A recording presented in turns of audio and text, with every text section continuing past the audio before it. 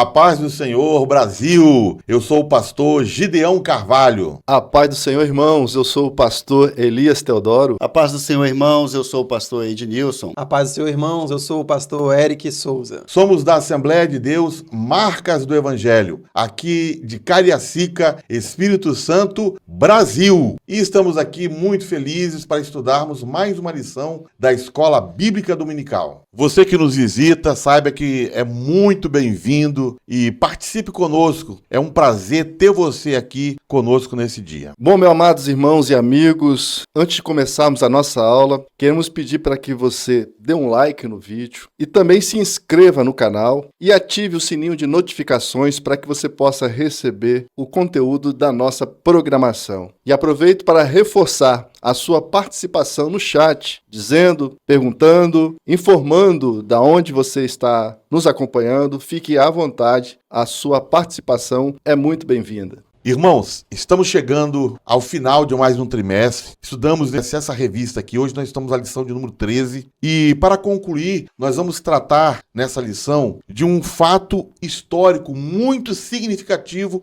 para a história da igreja. Vamos tratar do primeiro concílio da igreja, também chamado de Assembleia de Jerusalém. Nós vamos, antes disso, tratar aqui dos objetivos dessa lição. E o primeiro objetivo é mostrar o contexto e os motivos que levaram à controvérsia sobre a salvação dos gentios. O segundo motivo é relatar os argumentos apresentados pelos apóstolos, especialmente por Pedro e Tiago, sobre a inclusão dos gentios na igreja. E, por último, reconhecer a importância da direção do Espírito Santo na resolução dos conflitos e na preservação da unidade da igreja. Então vamos dar início à nossa lição com a nossa oração. Senhor Deus e Pai, queremos ser gratos ao Senhor nesta hora. Pedimos a presença do Teu Espírito Santo para que flua sobre o nosso ser, sobre os nossos corações, trazendo entendimento, capacidade, ó Pai, para podermos compreender o conteúdo, ó Pai, aqui passado. Ajuda-nos nesta hora, assim te oramos, em nome de Jesus. Amém.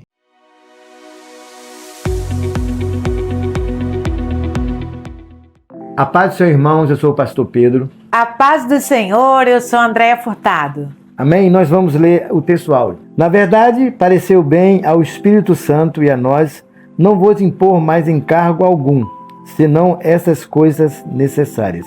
Atos 15, 28. Verdade prática. Em sua essência, a igreja é tanto um organismo quanto uma organização. E como tal, precisa seguir princípios e regras para funcionar plenamente. E agora nós vamos ler o texto bíblico. Atos 15, 22 a 32. Então, pareceu bem aos apóstolos e aos anciãos com toda a igreja eleger varões dentre eles e enviá-los com Paulo e Barnabé a Antioquia, a saber, Judas, chamado Barsabás, e Silas, varões distintos entre os irmãos.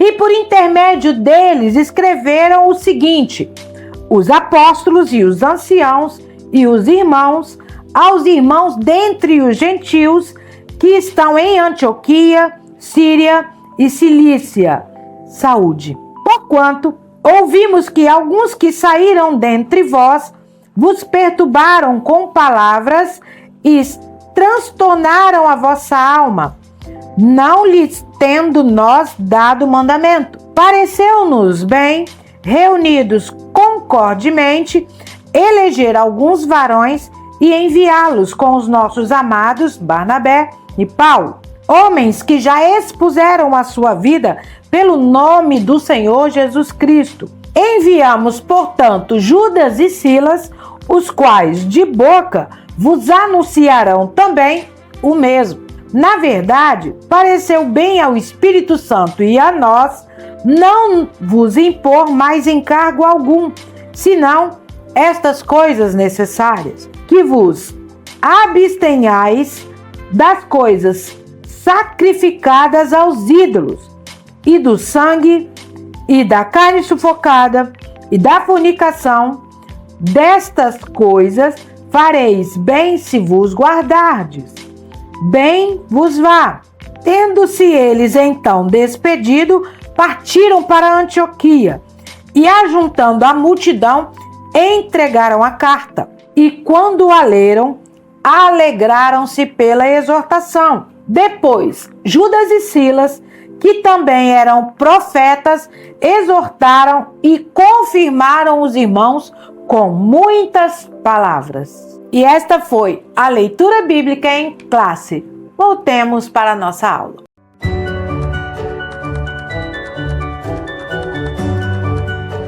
Irmãos, a igreja de Jerusalém, ela foi se desenvolvendo, foi crescendo, o Espírito Santo foi atuando de maneira extraordinária. Os primeiros crentes de Jerusalém foram cheios do Espírito Santo. A obra foi crescendo, foi se desenvolvendo e surgiu a necessidade da formação do corpo ministerial. Então a igreja já tinha os apóstolos, depois vieram os diáconos, anciãos. Então houve necessidade de uma reunião da igreja, de um concílio, na verdade, na igreja, para resolver conflitos que começaram a aparecer devido à estrutura da igreja ter crescido assim, assustadoramente. A igreja estava já em outras cidades, ganhando outros territórios, outras regiões, e aí começaram a surgir alguns problemas. Então, houve necessidade de uma reunião que foi chamada do primeiro concílio da igreja. Mas o que causou o problema que levou a essa assembleia? O que causou, o que motivou, foi um ensinamento contrário ao evangelho e de ordem doutrinária que alguns crentes judeus que tinham descido da Judéia, que afirmavam, se não vos circuncidades, conforme o uso de Moisés, não podeis salvar-vos, como está lá no primeiro versículo do capítulo 15 de Atos. Essa afirmação coloca em xeque a doutrina da graça, onde o apóstolo Pedro afirma no versículo 11 que seremos salvos pela graça do Senhor Jesus Cristo. E no versículo anterior, Pedro afirma que tal atitude é tentar Deus, colocando uma cerviz sobre os novos crentes que nem os nossos pais puderam suportar. Portanto, irmãos, o problema foi causado pelos crentes judeus, zelosos e observadores da lei. Esses crentes foram até Antioquia visitar os novos crentes da igreja que havia sido implantada pelos cristãos dispersos. O versículo 2 de Atos, do capítulo 15,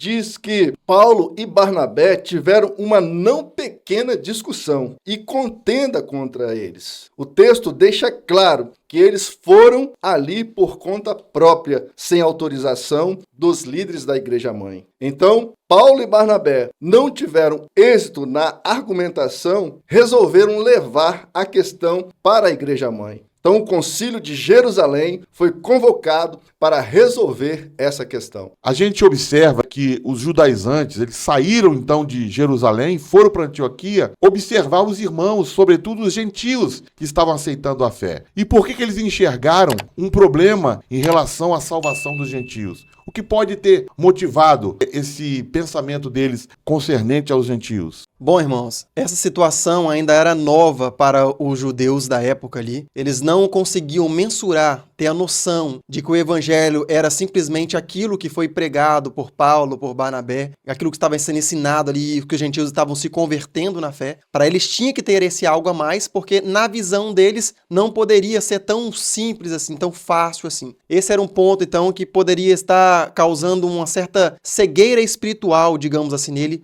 como Paulo anteriormente ainda, quando se chamava Saulo. Certo é que aquilo ali era um problema grave que estava acontecendo, tanto que Paulo e Barnabé resolvem então levar essa situação para a igreja matriz ali, a sede, que era em Jerusalém, para os líderes ali então resolverem aquela situação, porque foi levantada uma questão. Então agora a dúvida que surgiu era, a salvação é pela graça ou é pelas obras? Então essa questão foi levada ali para eles resolverem essa situação junto com os outros líderes ali, então, no concílio. Esse assunto, então, volta novamente à tona posteriormente, tanto que o apóstolo Paulo ele vai escrever uma carta combatendo fortemente, então, esses judaizantes, mais à frente desse concílio que nós estamos falando aqui. Então, a salvação pelas obras também, ela foi um estopim para eclodir, então, numa reforma protestante que aconteceu no século XVI.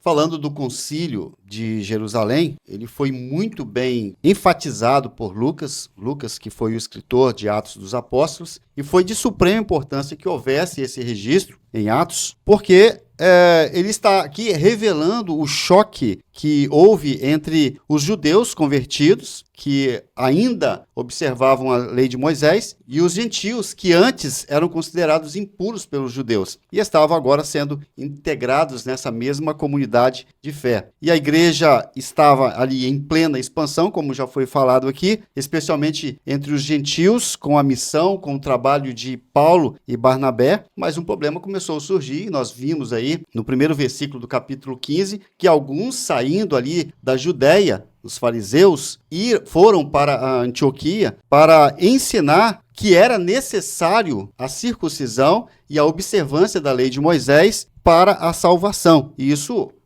com certeza, abalou muito a fé dos novos convertidos, trouxe um baque muito grande, tornando uma ameaça direta ao evangelho da graça. Tanto que a insistência na circuncisão como requisito de salvação era, na prática, dizer que o sacrifício de Cristo não era suficiente. Sendo assim necessário esse concílio. Concílio significa aí assembleia ou reunião dos líderes, e Paulo e Barnabé e os outros obreiros se dirigiu de Jerusalém, eles estavam na Antioquia e subiram para Jerusalém para tratar esse assunto. E nesse concílio, duas questões foram levantadas. Como os gentios convertidos poderiam ser aceitos como membros da igreja, especialmente se seria necessário que eles fossem circuncidados, conforme a tradição judaica. E uma outra questão levantada, como promover a convivência social entre judeus e gentios convertidos, com destaque aí a partilha da mesa, que era um símbolo importante da comunhão da comunidade cristã. Quando a gente fala de partilha da mesa, dá uma ideia de que é só uma união de pessoas ali comendo junto. Mas isso na cultura judaica é muito mais importante do que uma refeição casual. Era um ato de comunhão, um ato de aceitação e de igualdade. Sentar-se à mesa com alguém era reconhecer essa pessoa como parte de sua comunidade. Então, essas questões foram levantadas e era essa a disputa que tinha que ser resolvida nesse concílio. Primeiro tópico da nossa lição diz assim: a questão doutrinária. E aí nós temos o primeiro ponto que fala sobre o relatório missionário. Podemos dizer que o Concílio de Jerusalém, ele começa em Antioquia, porque ali Paulo e Barnabé começam a relatar os detalhes e os resultados da primeira viagem missionária. E uma coisa que fica muito clara quando Paulo e Barnabé relatam a conversão dos gentios é que eles estão sendo salvos pela graça sem a necessidade de seguirem as leis judaicas ou a lei mosaica. E Paulo, ele destaca que havia milagres entre os gentios. Então o Espírito Santo estava operando sinais extraordinários no meio dos gentios e salvando os gentios. Isso seria uma prova que o dom de Deus estava sendo derramado sobre eles pela graça divina e não por obras das leis ou da lei de Moisés. Então agora vamos aprofundar num tema importante para o entendimento dessa aula, que é o legalismo judaizante. O que é isso? O termo judaizante é usado para descrever aqueles que, na igreja primitiva, insistiam que os gentios convertidos ao cristianismo deveriam seguir a lei judaica, incluindo a circuncisão e outras práticas rituais. O problema central era a crença de que a salvação era alcançada através da observância da lei, em vez da fé em Jesus Cristo e da graça divina. Em resumo, amados irmãos, o legalismo judaizante era uma corrente dentro do cristianismo primitivo que enfatizava a observância da lei judaica como essencial para a salvação, em contraste com a crença na graça de Deus e na fé em Jesus Cristo como único caminho para a salvação, como defendida por Paulo, Barnabé e os demais apóstolos.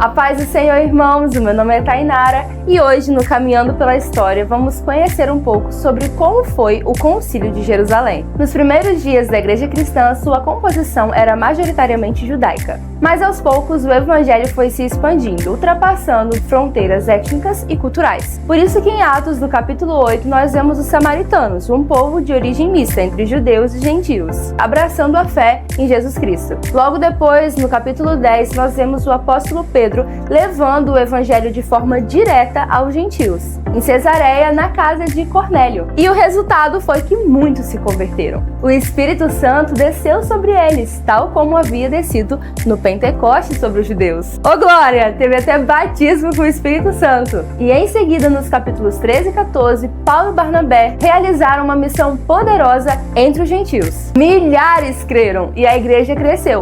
Mas esse avanço trouxe preocupação para os crentes judeus. Mas por quê? Eles começaram a se questionar. Será que esses gentios podem realmente ser salvos antes de se tornarem judeus? Eles não deveriam seguir a lei de Moisés e passar pela circuncisão?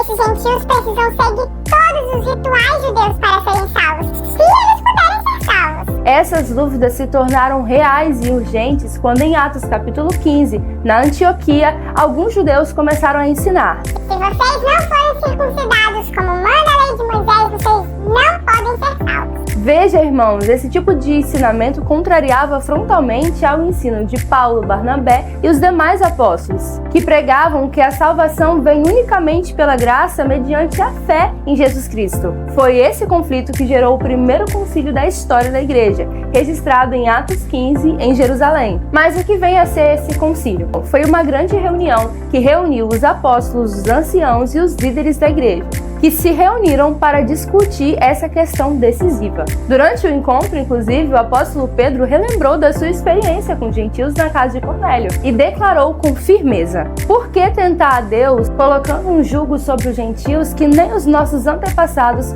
puderam suportar? Cremos que somos salvos pela graça do Senhor Jesus, assim como eles. E logo em seguida, Tiago, irmão de Jesus, líder da igreja em Jerusalém, também afirmou: não devemos dificultar a vida dos gentios que estão se voltando para Deus. O resultado da discussão foi um consenso inspirado e equilibrado, que declarou que a salvação é pela graça e não pelas obras da lei. Também ficou decidido que os gentios convertidos deveriam evitar práticas ligadas à idolatria, imoralidade, dos alimentos sufocados e do sangue. Viram só? O Espírito Santo estava guiando os primeiros apóstolos, guardando a sua igreja dos perigos das heresias e dos falsos cristãos. Que o Espírito Santo continue nos guiando, assim como ele guiou a sua igreja ainda hoje.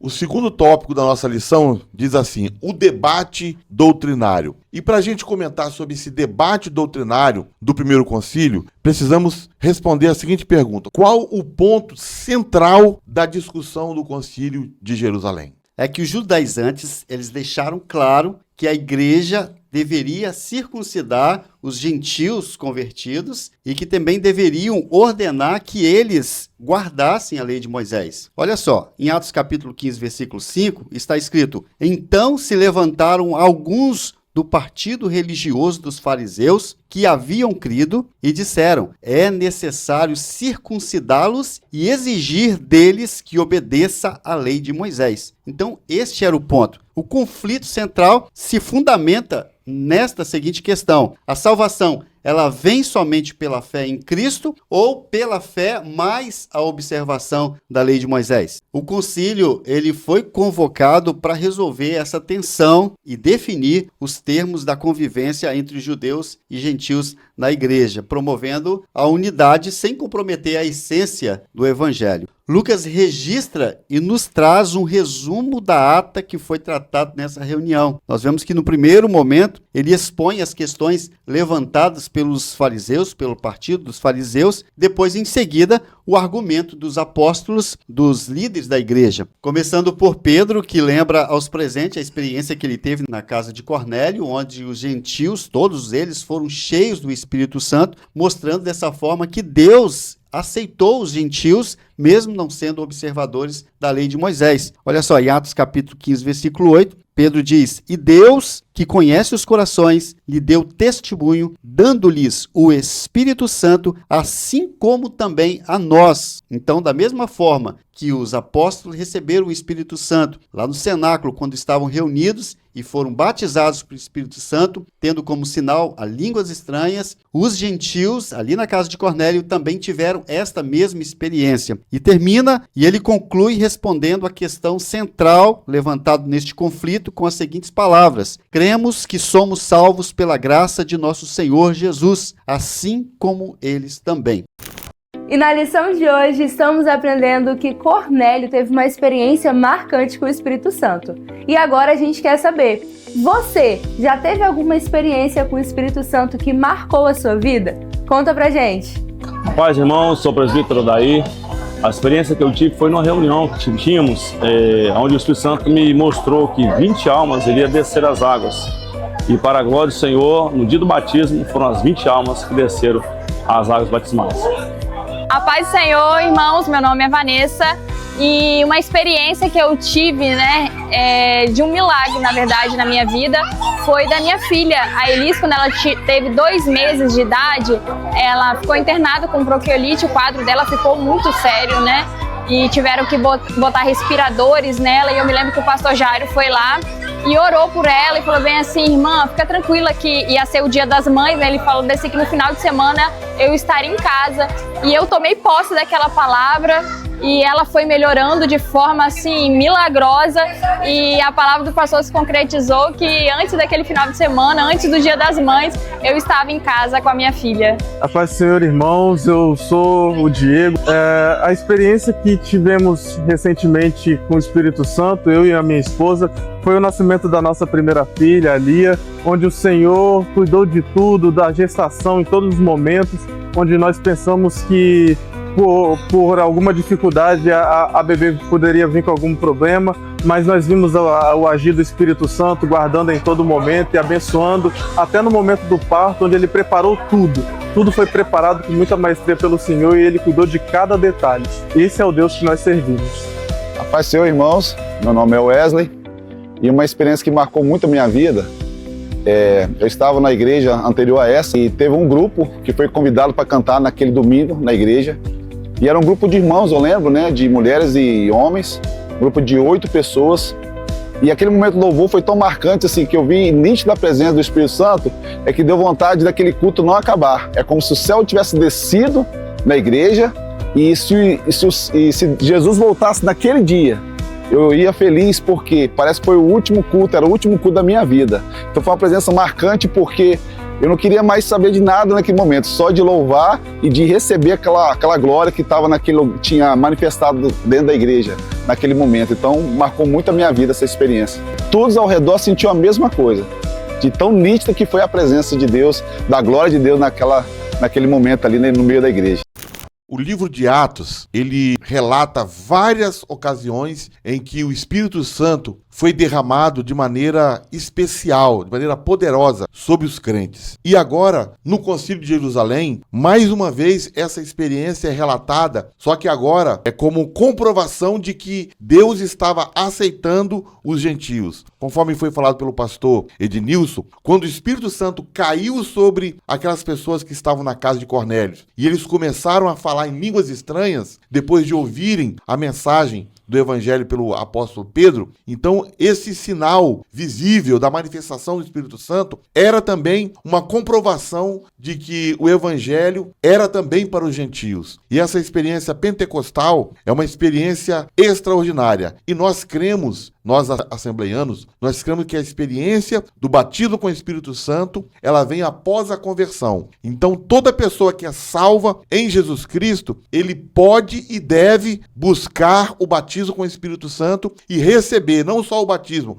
mas também os dons espirituais. E isso, de certa forma, é como se fosse a validade de toda a experiência de salvação que as pessoas têm ao se chegarem até Cristo. Enquanto Pedro recorreu ali ao Pentecoste para trazer a validação para os irmãos ali a respeito dos gentios, Tiago ele vai usar de um fundamento diferente. Ele vai usar de um fundamento profético sobre a fé gentílica. E esse Tiago aqui, é bom frisarmos aqui que anteriormente, e no início, ele não cria no ministério de Jesus. Ele não cria que Jesus era o Filho de Deus. E esse Tiago aqui que nós estamos frisando é Tiago, o meio-irmão do Senhor Jesus, filho também de Maria. Só que agora nós estamos vendo ele liderando um concílio de Jerusalém, ou seja, já houve por parte de Tiago uma transformação dele. Tanto que ele está aqui no papel de liderança, certamente que ele tinha autoridade sobre ele, as pessoas o respeitavam. Ele também se tornou aqui um homem de oração, tanto que os seus joelhos aqui eram calejados,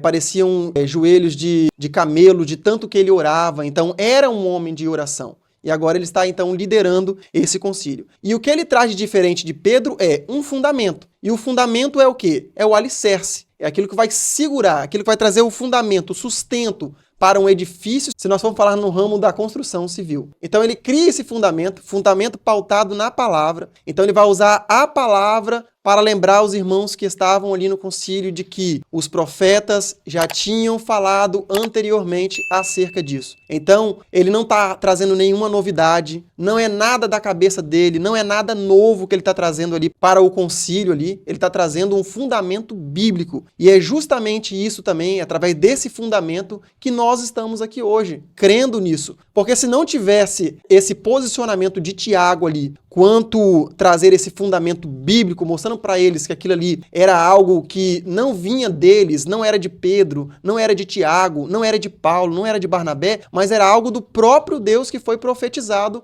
pelos profetas anteriormente. E através disso nós estamos aqui hoje, sendo também não um povo judeu, que nós não somos judeus, ou seja, não somos esse povo exclusivo, mas o evangelho se tornou inclusivo, não exclusivo. Então hoje nós somos incluídos nesse evangelho também por meio da graça.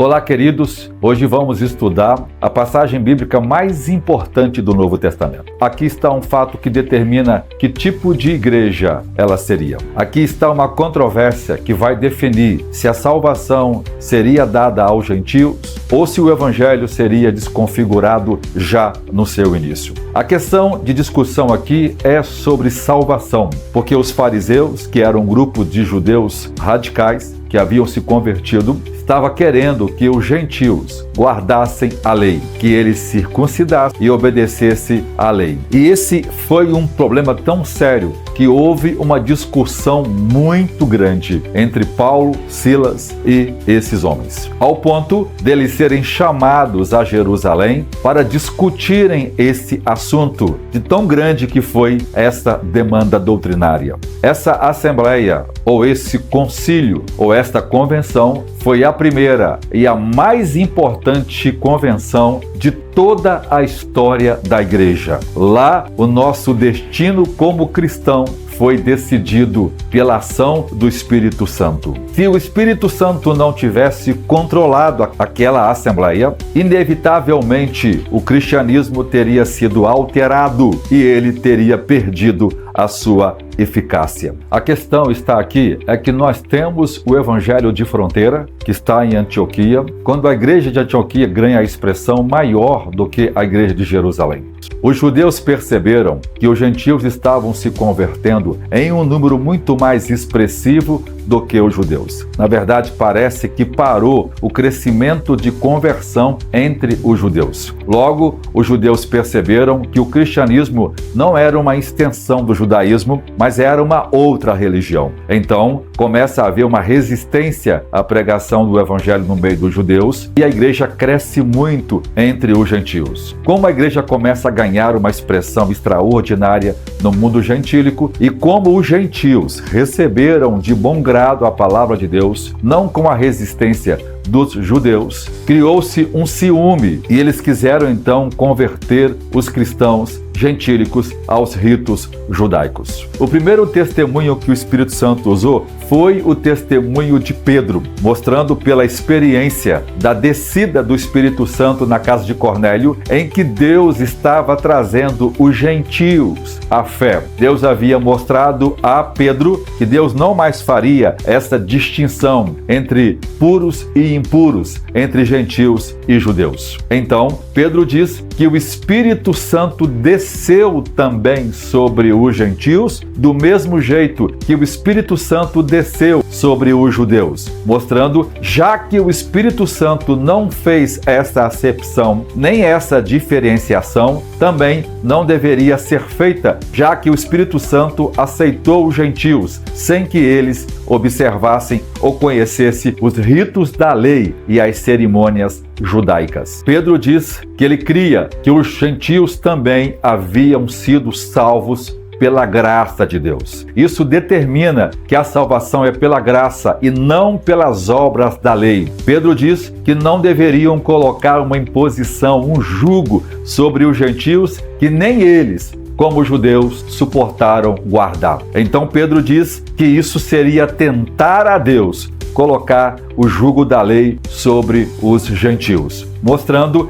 que a salvação não é pelas obras da lei e que nenhum cristão está obrigado a guardar a antiga aliança. Deus tinha um propósito com a antiga aliança, que era mostrar que o homem era pecador e a insuficiência humana para obedecer os mandamentos de Deus sem a nova natureza dada por Jesus Cristo. Então ficou claro nesse concílio que nós não seremos salvos pelas obras da lei, nem pelos ritos judaicos. Agora, o meio de acesso a Deus é unicamente por meio da graça, seja os gentios, seja os judeus. Todos nós, os dois povos, serão salvos unicamente pela graça de Deus. Depois que Pedro usa esse argumento, o Espírito Santo vai usar o testemunho de Paulo e Barnabé. O argumento de Paulo e Barnabé é que Deus realizou grandes prodígios e sinais no meio dos gentios,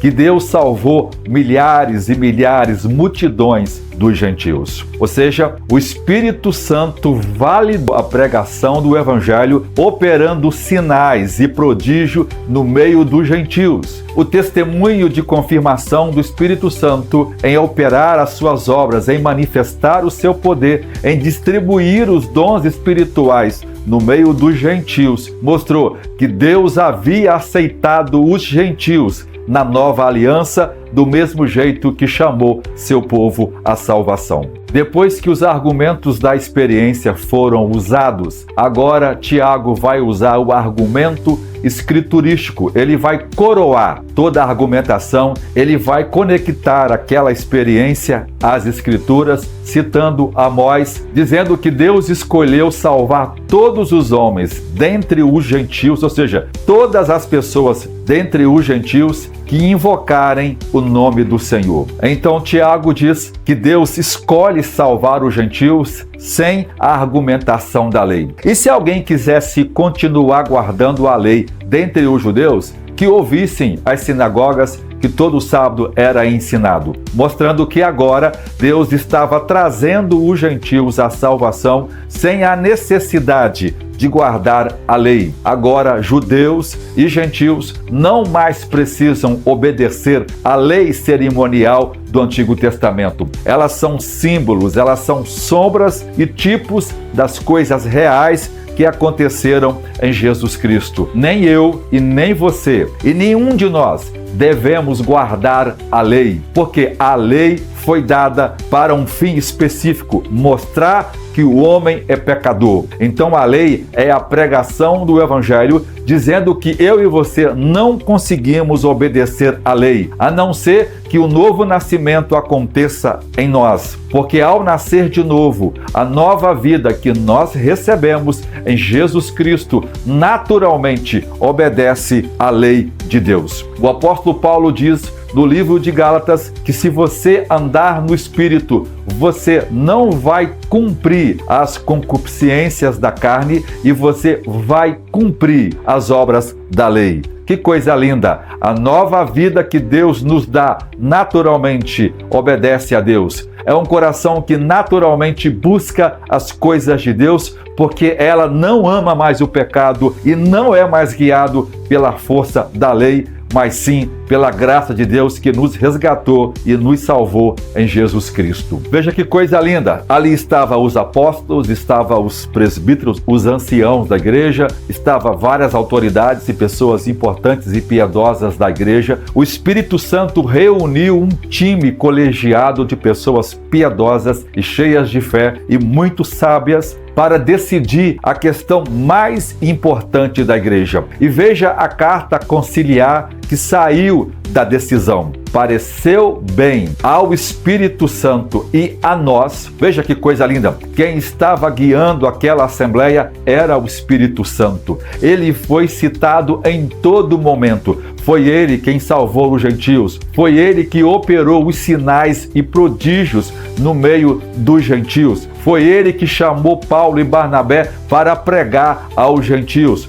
Foi ele que destinou qual cidade, em qual local o evangelho seria pregado, mostrando mais uma vez que o Espírito Santo é o guia infalível desta igreja. Ele guiava, ele ensinava, ele é o mestre por excelência, ele é o doutor, ele é o ensinador desta igreja, mostrando para nós que nós precisamos voltar a viver a era do Espírito Santo, em que o Espírito Santo guie os passos da igreja em tudo que ela fizer, que os dons espirituais autênticos, vivos, reais e atuais possam manifestar-se no nosso meio, que o Espírito Santo continue guiando pastores piedosos, homens piedosos, a corrigir os erros doutrinários, a mandar embora as inovações da nossa era e trazer de volta um evangelho sólido, verdadeiro e que possa resgatar as nossas almas da futilidade da pregação moderna. Nessa assembleia ficou definida a verdadeira identidade do povo de Deus. Não é mais judeus e gentios. Agora é a igreja que compõe judeus e gentios, um único povo que viverão juntos para sempre. O texto deixa claro para a gente que se alguém tentar guardar a lei, não poderá ser salvo, mostrando para nós que a salvação é uma obra de Deus, mas que nós devemos obedecer à palavra de Deus. A salvação não é pelas obras. Eu não tenho mérito algum na salvação, mas eu preciso obedecer à palavra de Deus para não viver uma vida que desonre a Deus. Concluindo, esta é uma igreja apostólica, é uma igreja guiada pelas Escrituras, é uma igreja que valoriza as experiências espirituais, é uma igreja que tem tradições que são preservadas e guardadas, é uma igreja conciliar que reúne, que define suas doutrinas e é uma igreja onde o Espírito Santo guia cada uma das decisões. Que Deus possa abençoar a mim e a sua vida a viver uma vida pautada na verdade, na graça e não na tentativa de nos salvar sozinhos sem a graça de Deus. Que Deus em Cristo vos abençoe.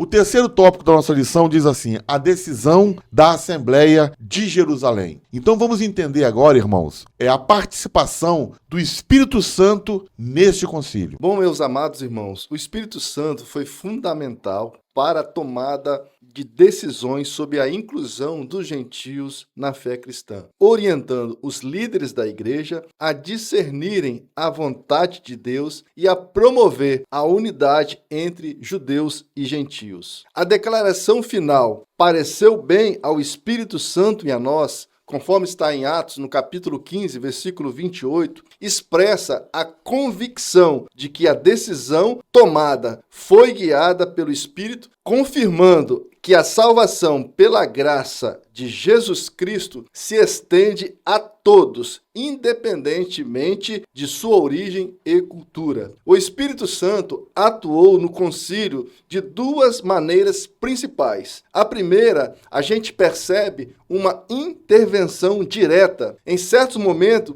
o Espírito Santo se manifestou de forma inesperada e direta. Certamente, por meio dos dons espirituais, revelando a vontade de Deus. A segunda forma, orientando os líderes no concílio. O Espírito Santo também guiou os líderes da igreja, como Pedro, defendendo os gentios, enfatizando como foram batizados com o Espírito Santo e as manifestações de sinais. Tiago, redigindo a formulação final, e outros, como Judas e Silas, que eram profetas, exortaram e confirmaram os irmãos na tomada de decisões com muitas palavras, conforme está escrito no versículo 32 de Atos 15. Então, irmãos, o Espírito Santo não foi apenas visto como uma doutrina na igreja, como a gente percebe que muitas igrejas têm o Espírito Santo somente como sua doutrina. Mas o Espírito Santo, ele é uma pessoa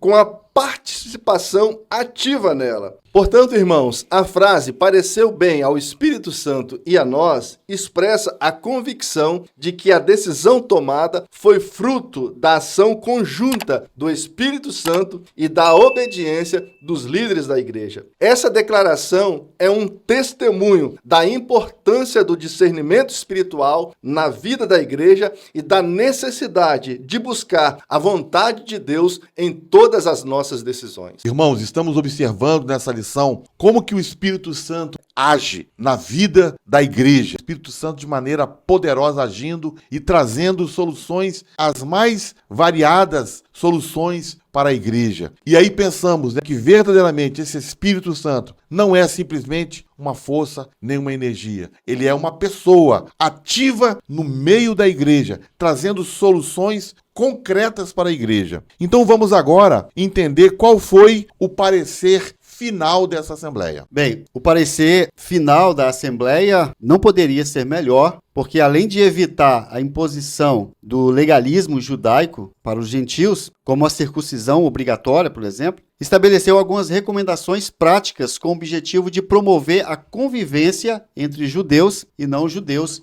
no interior da igreja. As recomendações eram, nós vemos aí em Atos capítulo 29, o parecer final da Assembleia foi este: que vos abstenhais das coisas sacrificadas aos ídolos e do sangue e da carne sufocada e da fornicação. John Stott interpreta essas proibições como uma concessão pastoral e temporária, principalmente no que diz respeito aos aspectos dietéticos, como a comida com sangue, a carne sufocada e alimentos sacrificados a ídolos. Ele aponta que essas orientações estão enraizadas nas leis cerimoniais de Levítico 17 e 18, e que tinham como objetivo evitar escândalos e promover a comunhão e o partilhar de pão entre judeus e gentios, ainda que sob diferenças de tradições religiosas e culturais. Nós vemos aqui em 1 Coríntios capítulo 8, versículo 13, que Paulo também traz a mesma ideia de conciliação. Ele diz: por isso, se a comida escandalizar o meu irmão, nunca mais comerei carne, para que meu irmão não se escandalize. Então, é um cuidado que se teve para não promover escândalos e nem fazer cair aquele que por quem Cristo morreu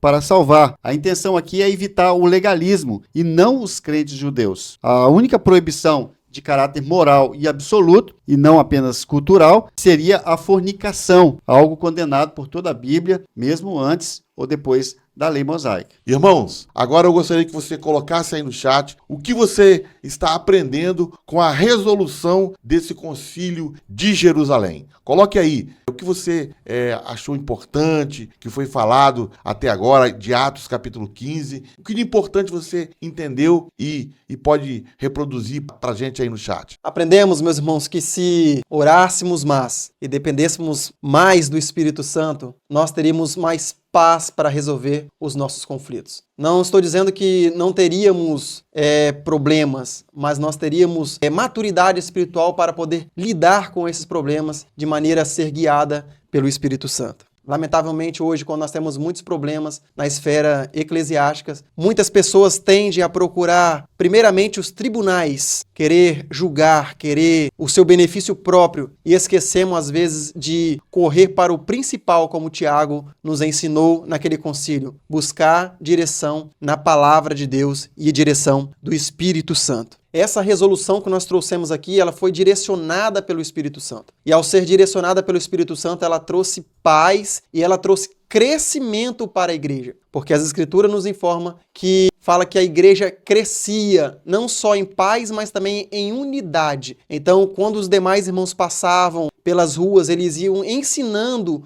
tudo aquilo que foi proposto ali no Concílio de Jerusalém, e a igreja ia crescendo, se multiplicando diante daquele conhecimento e da direção do Espírito Santo. Então, concluindo a nossa lição e o nosso trimestre, eu vou colocar uma pergunta para os irmãos aqui responderem. Em relação à salvação, quais cuidados devemos ter para não cairmos no mesmo erro que caíram os judaizantes no tempo dos apóstolos? É não cair no conceito de hipergraça, que traz uma valorização exagerada da graça de Deus, do amor de Deus, e não tendo o cuidado do arrependimento, da santidade, de uma vida de comunhão com Deus. Nós vemos aí em Romanos capítulo 6, versículo 1, que Paulo diz assim: que diremos, pois? Permaneceremos no pecado para que a graça de Deus abunde? De modo nenhum. Nós que estamos mortos para o pecado, como viveremos ainda nele? Então, esse é o cuidado que devemos ter. Bem, irmãos, outro cuidado que a gente precisa estar atento é em relação à banalização da graça. A pessoa, quando se converte a Cristo, há nele, ou necessita haver nele, uma transformação. O apóstolo Paulo, ele diz que aquele que está em Cristo, nova criatura é, as coisas velhas se passaram e tudo se fez novo. Então, a salvação, ela precisa ser colocada constantemente em prova, justamente por meio das nossas ações. Então, o pecado, ele já não tem mais poder sobre nós. Como diz o próprio apóstolo João, que aqueles que estão em Cristo, eles não vivem na prática do pecado. Então, banalizar a graça é uma coisa perigosa e certamente lançará muitas pessoas no inferno, justamente porque não entendeu que o processo da salvação, ela requer também uma vida de santidade. A Bíblia diz que enganoso é o coração do homem. E esse é um ponto perigoso, muito mais para nós que somos cristãos. Porque corre um risco de nós cairmos na meritocracia, achar que nós nos tornamos bons o suficiente para estarmos salvos em Cristo Jesus. E isso é um perigo, quanto mais para quem tem cargos eclesiásticos, você que cumpre obrigação na igreja, você que já tem uma liderança instituída na igreja, e o nosso coração pode sim pender para esse pensamento. E o nosso pensamento tem que ser, como diz o apóstolo Pedro, na sua primeira carta, capítulo 5, que diz assim: humilhai-vos, portanto, debaixo da potente mão de Deus, para que Ele vos exalte no tempo certo. A salvação é um processo, então nós precisamos entender a natureza da nossa salvação. Bem disse o pastor Elias, a salvação é um processo. Nós fomos salvos da condenação do pecado. Nós estamos sendo salvos do poder do pecado. E nós seremos salvos da presença do pecado. Então aqui nós temos 3 aspectos da salvação: justificação, santificação e glorificação. E tudo isso é um processo. Que esse processo esteja ocorrendo nas nossas vidas, para que possamos ter consciência da grandeza da nossa salvação e não pensarmos que a nossa salvação pode ser trocada por qualquer coisa. Os judaizantes queriam acrescentar mais coisas a essa grandiosa salvação operada por Jesus Cristo. Mas a igreja entendeu, sob a direção do Espírito Santo, que não deveria ser desse jeito. E foi preservada, então, a unidade da igreja cristã.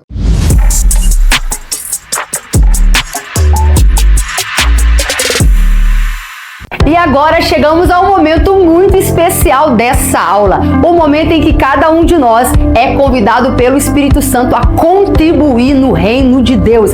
E você que me ouve agora tem a oportunidade de parar tudo que você estiver fazendo, olhar aqui agora os meios de contribuição que aparecem na sua tela e contribuir para que essa obra avance. Deus conta com você para o avanço do seu reino e contribuir é uma honra. O apóstolo Paulo, na segunda carta aos Coríntios, capítulo 9, verso 7, diz que não devemos contribuir como por necessidade nem com tristeza, mas Deus ama aquele que dá com alegria. Quem dá com alegria é uma resposta em gratidão, reconhecendo que tudo que temos, nossa saúde, nosso patrimônio, nossa família, tudo que temos de bom, toda boa dádiva, vem do alto, do Pai das luzes, é o Senhor que te abençoou. E nós trazemos as ofertas reconhecendo que tudo é dele. É um ato de adoração. Então pare o que estiver fazendo e seja abençoado você e sua casa. Deus abençoe.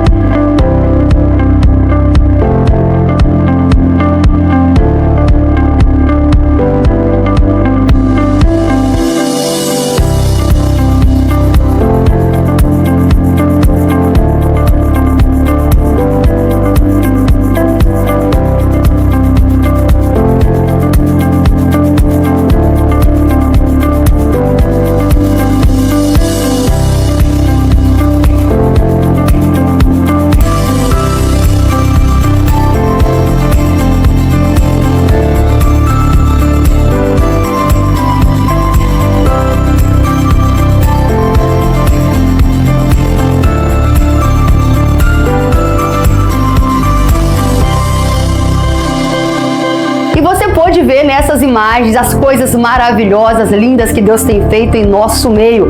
Quantas vidas sendo abençoadas por este espaço.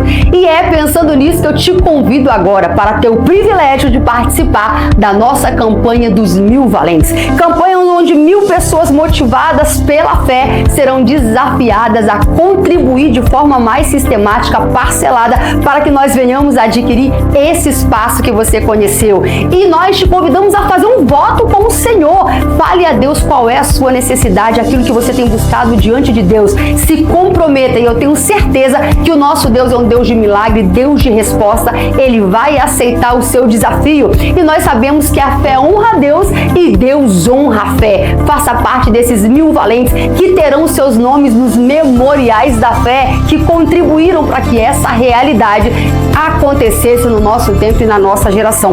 Deus fará, nós não temos dúvida, mas que privilégio, hein? Se o meu nome e o seu constar nessa grande obra.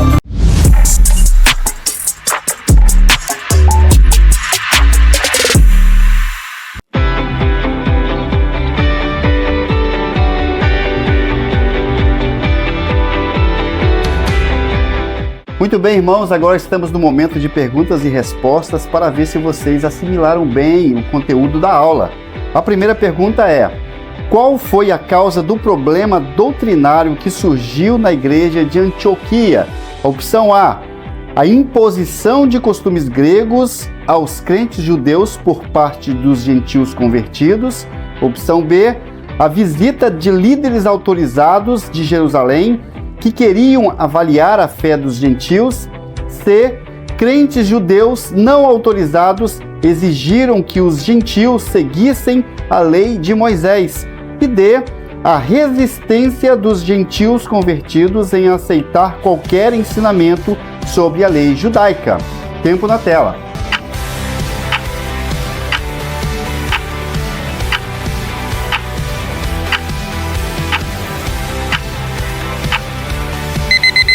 Muito bem, irmãos, a opção correta é a letra C. Crentes judeus não autorizados exigiram que os gentios seguissem a lei de Moisés.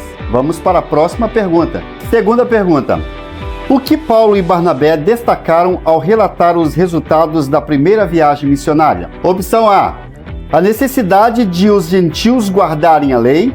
Opção B: a importância da circuncisão para a salvação. Opção C: que os milagres só ocorriam entre os judeus. D: que os gentios foram salvos somente pela graça. Tempo na tela.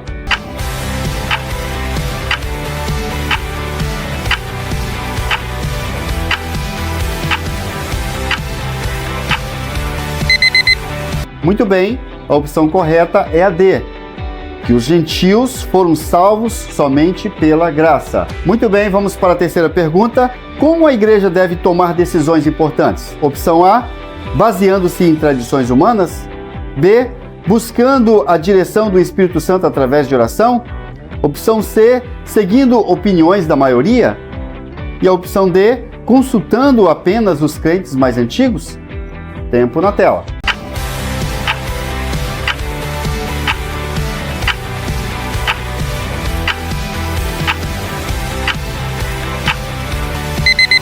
Muito bem, a opção correta, a opção B, buscando a direção do Espírito Santo através da oração. Vamos para a próxima pergunta. Pergunta de número 4. Como Pedro argumentou a favor da aceitação dos gentios no Concílio de Jerusalém? A.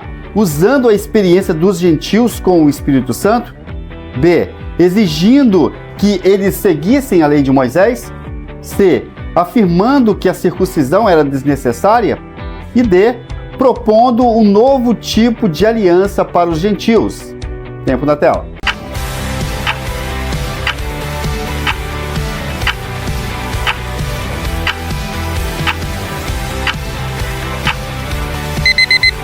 Muito bem, a opção correta é a A, usando a experiência dos gentios com o Espírito Santo. Vamos então agora para a última pergunta. Qual foi o principal resultado do Concílio de Jerusalém? A. A exigência de que todos os gentios fossem circuncidados. B. A divisão da igreja entre judeus e gentios.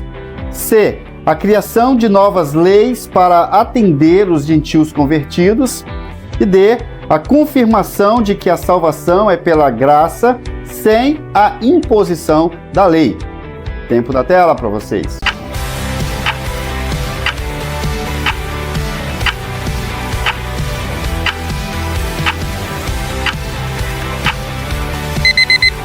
Muito bem, a opção correta é a D, a confirmação de que a salvação é pela graça, sem a imposição da lei. E esse foi o nosso momento de perguntas e respostas. Voltemos agora para a finalização da aula.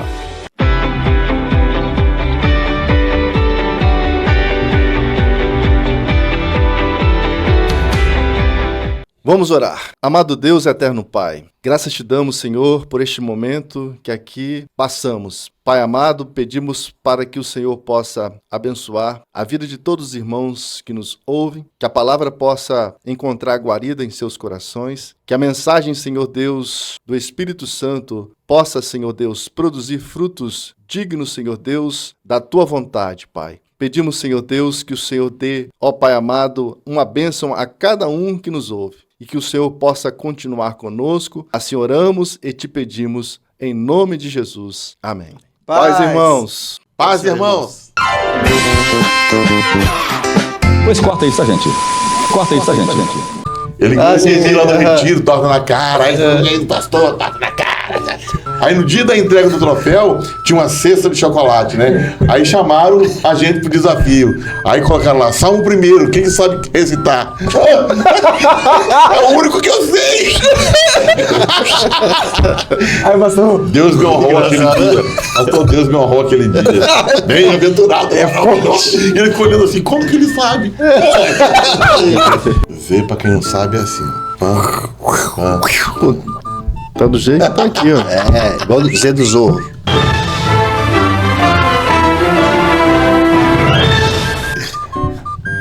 o Z do Zorro? É.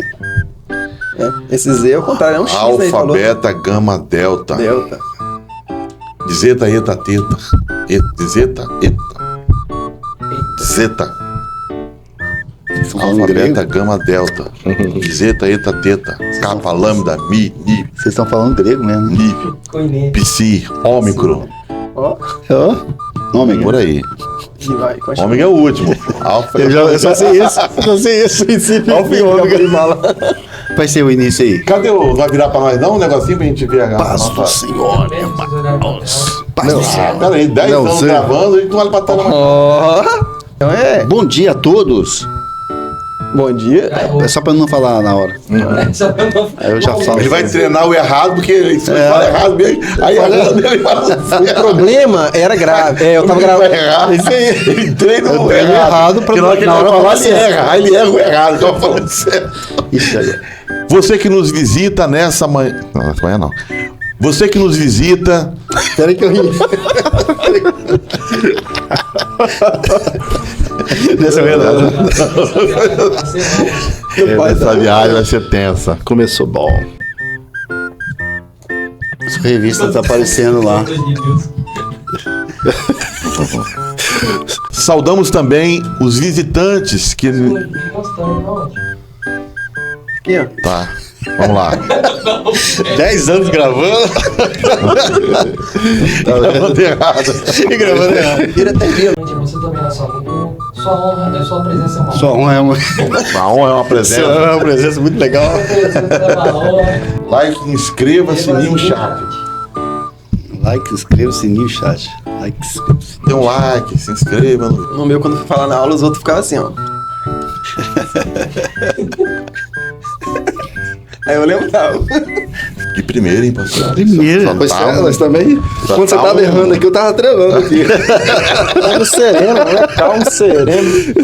O primeiro tópico. Era só a Aqui é introdução. só um aquecimento, meu irmão. Aquecimento. Isso é o quê? Eu falei que essa aula ia ser longa, não acreditou? Meu irmão, essa viagem vai ser longa. Irmãos, agora eu peço que você coloque aí no chat o que você está aprendendo com essa resolução do concílio de...